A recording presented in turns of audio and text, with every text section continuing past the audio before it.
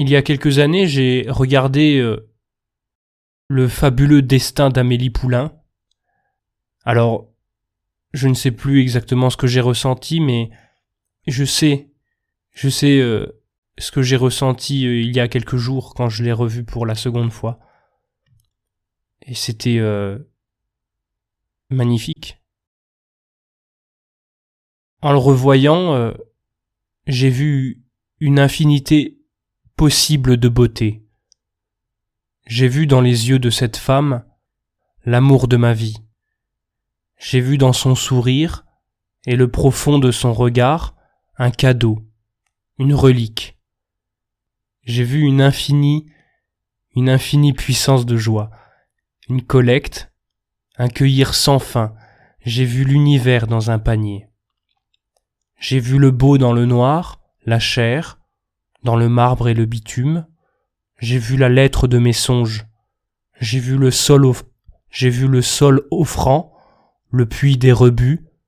J'ai vu le cristal des laissés pour compte, le carillon, le carrousel des sans-intérêt. J'ai vu le carnaval des sans-abri.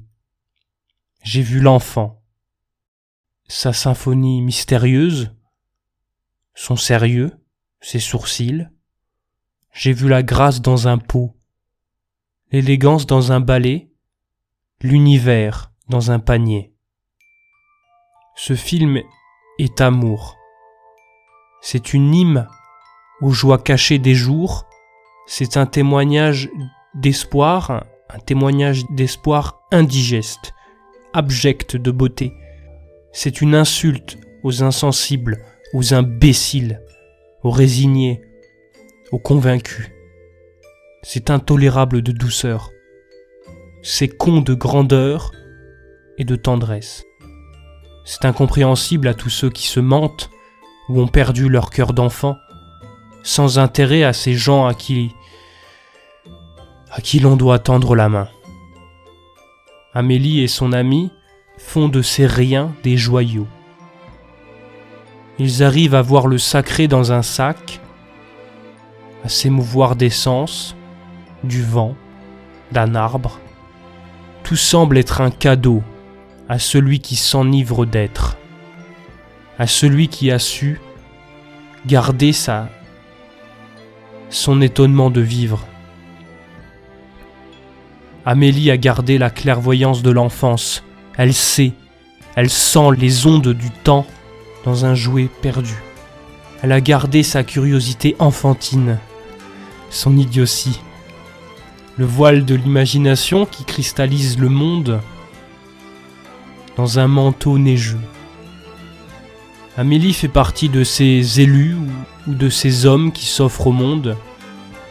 Elle fait partie de ces maladroits, de ces inattentifs, trop grands pour eux, qui peinent à marcher droit. Elle fait partie de ceux qui voient parfois dans le mouvement du son et des corps des fulgurances, des traits, des lignes, des ouvertures, et qui, ne sachant que faire de cela, le partagent. Elle fait partie de ces méprisables qui semblent avoir toutes les clés du monde, qui semblent avoir un regard juste, intemporel, qui sont détestables d'amour, tant ils sont aveuglants, tant ils sont lumineux, tant chacun de leurs gestes ou mouvements semble des cristaux, des témoignages de l'univers, des ramures de sons et de couleurs, perdus à jamais dans la valse du temps.